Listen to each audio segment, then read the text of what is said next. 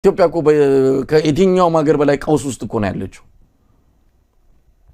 አንደኛውን ጦርነት ይሻላል እኮ እንደዚህ አይነት ድምጽ አልባ ጦርነት፣ ሰውን እየገደለ ያለ ጦርነት፣ ሰውን ከሀገር እያሰደደ ያለ ጦርነት፣ ያንን ጦርነት ኢትዮጵያ ህዝብ ላይ ከፍቶ ኢትዮጵያ ሰላም ናት ሲል ያው መቼም ምን ማለት ይችላል? ወንበሩ ነው የሚያናግረው። ያ ወንበር ላይ እስካለ ድረስ የፈለገውን የመናገር የሚከለክለው የለም።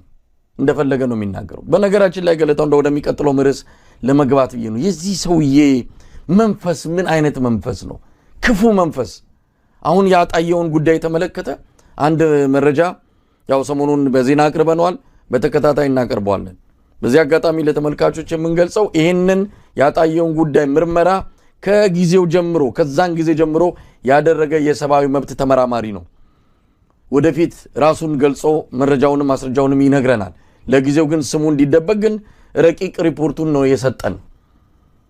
ብዙ ቃለ መጠይቆችን አድርጓል፣ ብዙ መረጃዎችን ሰብስቧል።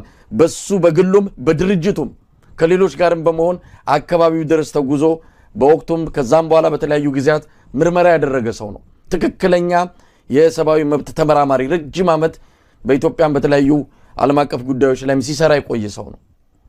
ድምዳሜውን ነው የሰጠን።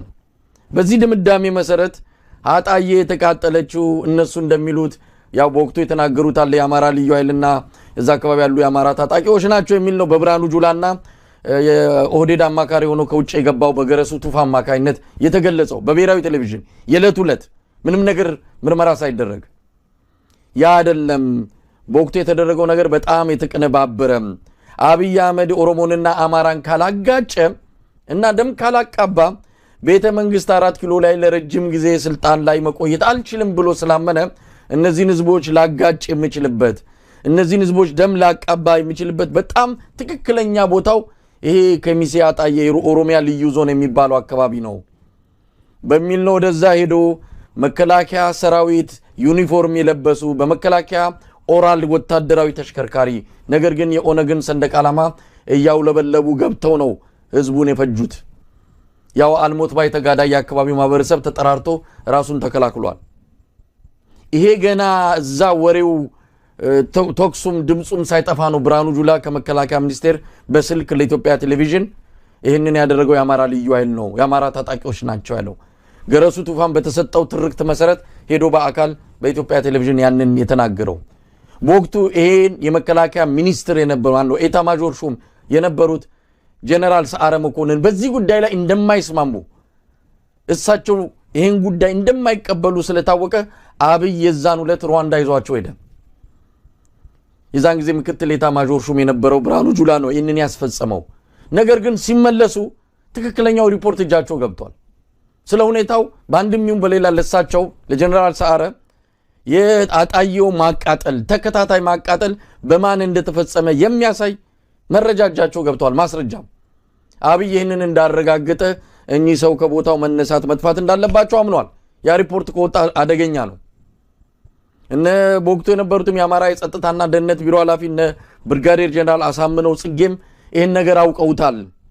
ለዚህም ነው የአማራ ህዝብ የሚጠብቀው ስለሌለ ብለው ማሰልጠን የጀመሩት። አብይ አህመድ እሳት ለብሶ እሳት ጎርሶ እንዴት በጀታችን ለውትድርና ማሰልጠኛ ይውላል ብሎ የተናገረው። በኋላ በሂደትም ይጣራ ሲባል የማጣሪያ ሂደቱንም እንዲጨናገፍ አድርጓል። የሰኔ 15ቱ ግድያም ከዚህ የተያያዘ እንደሆነ ነው በምርመራ ሪፖርት ላይ የተመለከት ነው።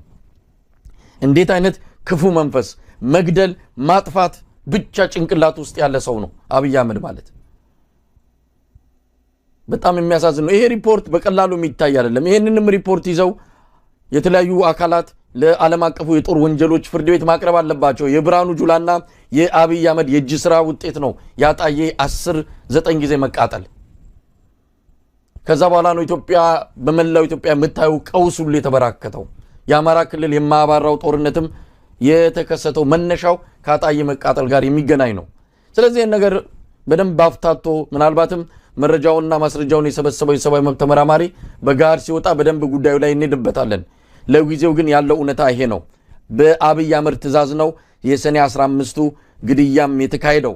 በነገራችን ላይ እዛው ባህር ዳር እንደነበረ ነው መርማሪው የደረሱበት። አብይ አህመድ የዕለት ዕለት እዛው ነው ባህር ዳር። ሆኖ ነው ይህንን ትእዛዝ ሲሰጥ ሲያስፈጽም የነበረው። እነ ሰዓረ መገደልም ሌሎችም ኢትዮጵያ ውስጥ የተፈጸሙ ፖለቲካዊ ግድያዎች የአብይ ዕውቅና ፍቃድ አቃጅ ወሳኝ አስፈጻሚ መሆኑን በቅርቡም እነ ዶክተር ሚልኬሳ በደንብ ነው የገለጹት። ስለዚህ ገለታው እዚህ ላይ በደንብ መሄድ ያለብን ይመስለኛል። በጣም ሪፖርቱ አስገራሚ ሪፖርት ነው። ኢትዮጵያውያን ትኩረት ሊሰጡት ይገባል፣ ሊያዳምጡት ይገባል። በእውነት ደግሞ በኋላም ደግሞ ይሄንን ሪፖርት ያዘጋጁት አካላት ራሳቸው ወጥተው ደግሞ ማብራሪያ ሲሰጡበት በለጠ በእውነት ኢትዮጵያውያን ሁሉ አዳምጠው የሚገባውን እርምጃ መውሰድ ያለባቸው ይመስለኛል። በእንደዚህ በተለይ ገለልተኛ ሆነው አካላት ሲያጣሩ ክብደት አለው፣ ለኔ በጣም ትልቅ ክብደት አለው። የእነዚህ ሰዎች አሟሟት አሁን ጀነራል ሰዓረ አሟሟቱ አብይ እንደሆነ ብዙ ጊዜ ተነግሯል። ግን ደግሞ እንዲህ ተጣርቶ ሲቀርብ የህግ ባለሙያዎች ሲያቀርቡት ደግሞ ገለልተኛ ሆነው ሲያቀርቡት ደግሞ በጣም ይሄው አሁን ያለው ምስክርነት ማለት ነው። አብይ አህመድ የአማራን ያጠፋል ብሎ መሳይ ሲናገር አይ እንትን ስላለው ነው ምናምን ስለተጋጩ ነው ምናምን ይላል። አብረውት የነበሩ ባለስልጣናት ከፍተኛ ባለስልጣናት ደግሞ ይሄንኑ እያወጡት ነው ያሉት እና የበለጠ ነገሩ እየፈካ መጣልና የዚህ ጀነራል ሰዓረ ግድያ ተመልከተው፣ የአማራ ክልል ግድያ፣ የኢንጂነር ስመኘው ግድያ፣ የበቲ ውርጌሳ ግድያ፣ የሃጫሉ ሁንዴሳ ግድያ፣ የግርማ የሽጥላ ግድያ ማን ነው የቀረው? በጣም ብዙ ሰዎችን እኮ ነው የበላቸው መሳይ። ብዙ ሰዎችን አጥፍቷል ይሄ ሰው እና እኔ ኢትዮጵያውያን ሁሉ መቼ ነው የምንነቃው ያስብለኛል አንዳንድ ጊዜ። ምን አዚም ያለው ቅድም ያልከው እኮ ነው። አንዳንድ ጊዜ እነዚህ የፖለቲካ ቃላት ላይ ሆኑ ይችላሉ። ምን አይነት ክፉ መንፈስ አለዋል ካንተ እኔ ደግሞ ምን አይነት አዚም አረገብን ልል ይችላልው። ግን የፖለቲካ ቃላት ባይሆኑም ግን በቃ እንደዚህ እንድታስብ ያደርጋል። ከፍተኛ አዚም ጥሎብናል እንጂ የተሰራ ወንጀል አይደለም። ግን ያጣየ ጉዳይ አጣየ ለምንድን ነው የመረጧት? 10 ጊዜ አንድ ከተማ ምን ነው ዱላ በዛባት አጣየ ለምን ሌላ ከተማ አልሆነ? ምንድነው አጣየ ላይ ያለው አብይ አህመድ? ቀደም ሲል ያነሳው ምናልባት ያንተ እንድትቀጥል ትችላለህ። በመርማሪው ላይ የተደረሰው ድምዳሜ ሁለቱ ማህበረሰቦች ኦሮሞና የአማራ ማህበረሰቦች ምንድነው መሳ ለመሳ ኩታ ገጠም በሆነ ሁኔታ ተደበላልቀው ተዋልደው አንድ ላይ የሚኖሩበት አካባቢ ነው። እሳት ብትለኩስ ቶሎ ደም ለመቃባት የተዘጋጁ ናቸው ብሎ ስለሚያምን ነው። ሌላው ተራርቆ ያለ ነው። ይሄ ግን በደንብ ተዋህዶ ተደባልቆ ያለ የሚል ነው። ምናልባት ይሄን ልታነሳ ከሆነ በመርማሪውም የተነሳው ይሄ ነው። ትክክል ነው። በቃ ይሄ ነው። ሌላ ምንም ምክንያት የለውም።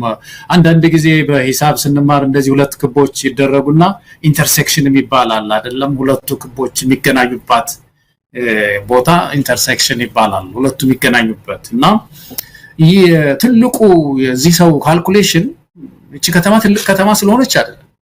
ብዙ የፖለቲካ ጥያቄ ለብቻዋ አንስታ የምታረገው ከተማ ስለሆነች አይደለች።